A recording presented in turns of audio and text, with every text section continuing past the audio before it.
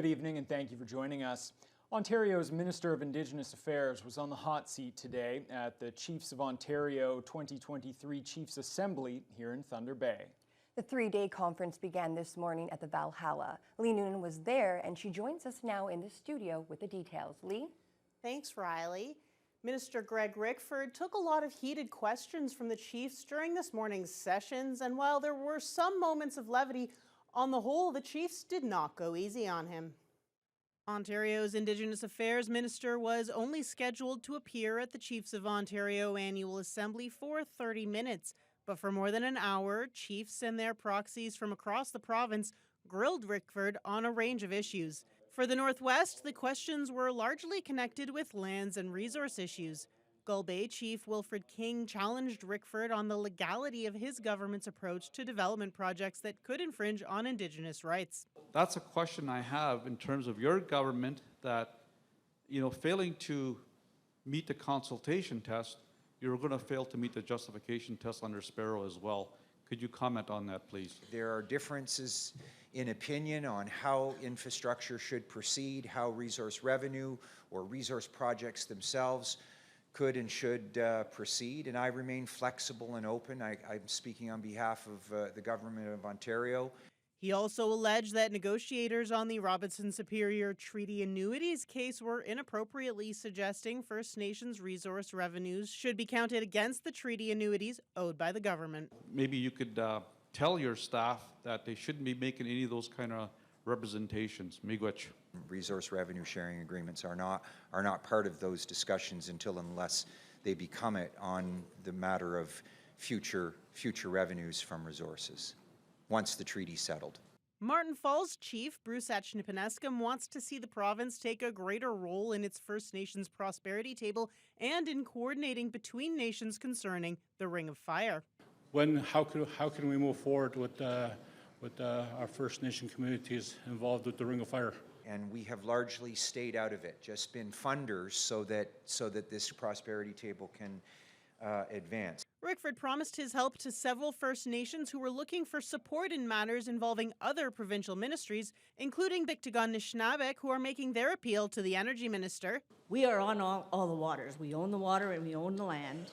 And there has been changes to legislation that the ISE has put through that does not allow for an Indigenous adder in order to get a better rate.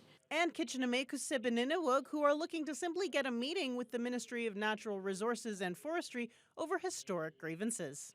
The Assembly is continuing through Wednesday and Thursday, with the Chiefs convening on a number of big issues, including justice and the environment. Lee Noonan, TBT News. Thunder Bay Police are investigating possible threats against people connected to demonstrations outside the Movati Fitness Center last month. Two separate groups staged protests outside the business on West Arthur Street on May 28th. One group was against Movati's policy allowing trans people to use the women's change room and spa. The other group of LGBTQ supporters staged a counter-protest to defend the human rights of trans people. City police say in the days since, people on both sides reported that they've been threatened, mainly on social media. Police say their officers will work to ensure all involved in peaceful demonstrations are safe from threats, assault, intimidation, and the incitation of hate or violence. And if behavior becomes criminal, police note they'll investigate and lay charges where appropriate. So far, no charges have been laid in this instance. Police encourage anyone who believes they may have been the victim of a crime to come forward and make a formal report. A 17-year-old Thunder Bay male is in custody after allegedly assaulting an older man in a wheelchair. Officers were called to the 100 block of Iris Crescent just after 11 o'clock last night. It's alleged to have begun with a verbal argument between four people that escalated to the youth assaulting the adult male. The youth is also alleged to have brandished a knife and threatened the victim before fleeing the home on foot. The victim was transported to the regional hospital for treatment of his injuries, which are believed to be non-life-threatening. Officers located the accused and took him into custody. The youth faces multiple charges, including assault with a weapon and assault causing bodily harm. A Kenora man faces gun and drug charges after OPP conducted a traffic stop in that community last Thursday afternoon. Police pulled over the 40-year-old driver for a suspended license. Officers found cocaine and this strange-looking .22 caliber handgun in the vehicle. Provincial Constable Mike Barclay says he's never seen one like it in 27 years on the job. He believes it was designed for the sole purpose of concealing it from police. Folds up and it's a single shot, single action .22 caliber handgun that is very easily concealed. It's about the same thickness of an iPhone and is about the same size as a stack of credit cards. I can tell you, when I first saw it, I didn't realize what it was at first until I started playing with it and tried to figure it out, and then I realized what it was. The accused faces several weapons and drug trafficking charges. He appeared in bail court today. The wildfire season continues to intensify in the Northwest, with more and more smoke spreading across the region. The Thunder Bay area has largely been spared from the haze, but that's starting to change. According to the website firesmoke.ca, smoke is coming into the city from fires in the far north and is also wafting in from larger blazes in other parts of Canada. Fire Information Officer Chris Marchand says the past few days have brought a real escalation in fire activity in the Northwest. As of this afternoon, there were 44 active fires in this part of the province, and the MNRF expects the fire count to continue to grow in the near term, thanks to a warm, dry forecast with prospects of lightning in parts of the region. The fire hazard in the Northwest currently ranges from high to extreme. Certainly smoke is going to be a factor depending where you are. And it's not only coming from the region, but it can be coming from as far away as Alberta and BC or the Northwest Territories, or it could be wrapping around and coming in from Quebec. And we've seen about 8 to 10 fires being called out per day. And as some rain eases the fire situation a little bit in the northeastern part of the province, we're seeing a few resources such as aircraft move back into the Northwest. Weather forecasts for the Thunder Bay region show little chance of rain until this weekend, making the situation all the more unpredictable. To Queen's Park, there are new insights into the government's finances. Ontario's Financial Accountability Officer released a report in Outlook today. As Mike Walker tells us, the Ford government is sitting on more than $22 billion in excess funds. Today we're presenting. Ontario's budget watchdog is projecting surpluses to reach double digits over the next 5 years. Despite the expected slowdown in the economy, the FAO projects that revenue gains will exceed program spending growth. But digging deeper into the Ford government's long-term spending plans, the Independent Financial Accountability Office found the government will be sitting on excess funds of $22.6 billion. More than what is required to fund provincial programs through 2025. The FAO attributes $4.4 billion for healthcare, more than $1 billion for post-secondary education.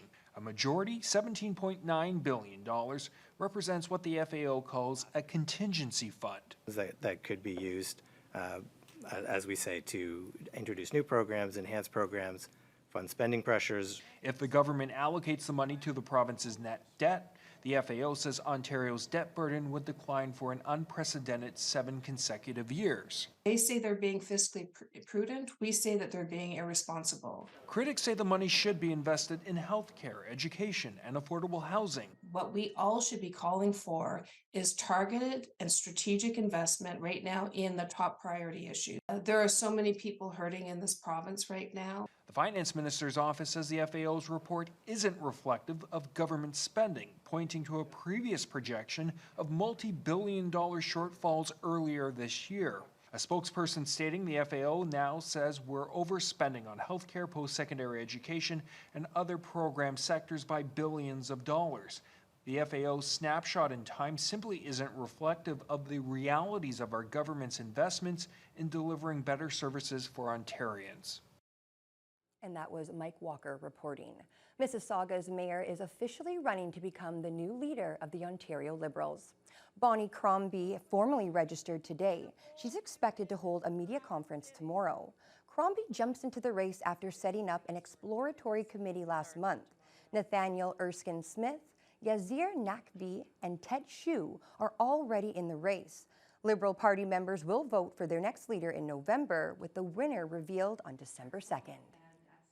An Alberta man cycling across Canada made a stop at the George Jeffrey Children's Centre yesterday evening.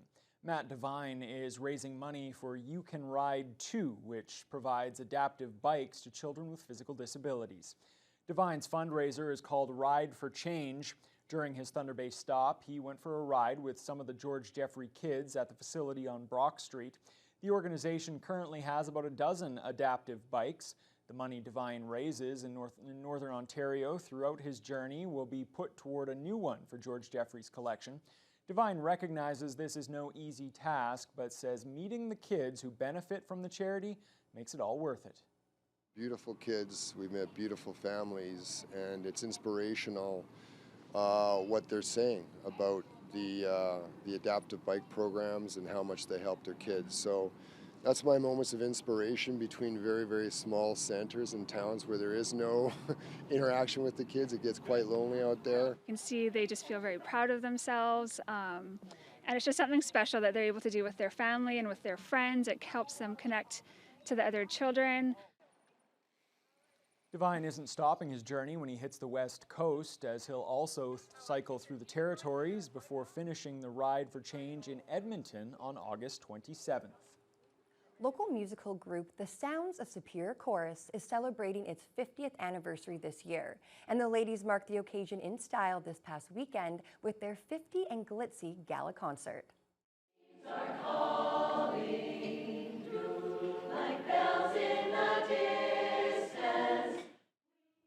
The event was the chorus group's first big concert since the start of the pandemic, and more than 300 residents came out to the Da Vinci Centre to help celebrate 50 years of harmony. The group has been singing in its barbershop style since 1973 and has won a number of awards over the years. Gala co-chair Lana Bulla says they want to continue singing for years to come, and adds the group is always looking for new members. It's more than singing. This group is friendship and camaraderie like I've never experienced before. So, and that's what I think we all long for after COVID. So we're going to be having another event where we ask people to come and sing for a Christmas concert. So we'll be advertising that in the fall, but people are welcome to come to our concerts or the concert or our rehearsal. And we have a lot of fun. We laugh a lot. We have good camaraderie amongst the women, good friendships. It's a very special place to be. More information about the Sounds of Superior Chorus can be found on their website. Well, turning to weather now, Mitch. A warm day out there today with above seasonal temperatures. I did feel a couple of raindrops this afternoon, but I don't think they stuck around. No, not sticking around, but it did look like it was going to rain. Yesterday we were predicting very warm temperatures up to 26, which we did see today, but the clouds made it feel a little bit cooler. So even though it was above seasonal temperatures, it did feel a little cooler, especially with the wind from the northwest gusting up to 21 kilometers an hour. And again, not a lot of sunshine seen throughout the day.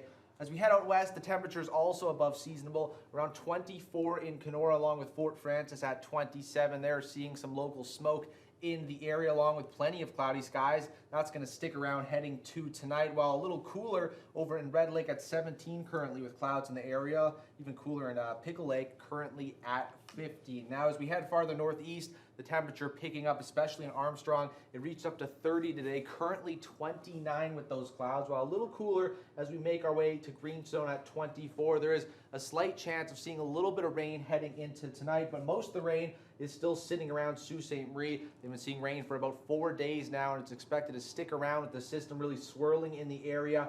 Currently cloudy, but they're expecting some rain and possible thunderstorms heading into tonight. Currently sitting at 15. Now, back in Thunder Bay, temperature is going to be dropping to 13 tonight. Around average for this time of year. It's going to be mainly clear skies, and the wind is going to be sticking up from the north, gusting to 24 kilometers an hour. As we head to the rest of the week, some warmer temperatures are expected, and a little bit of rain is on the way. Thanks a lot, Mitch.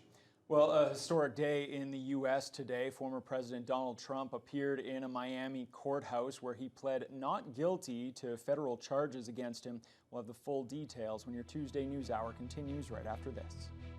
We know Trump won. I'm dressed up in a costume because that's what America has become.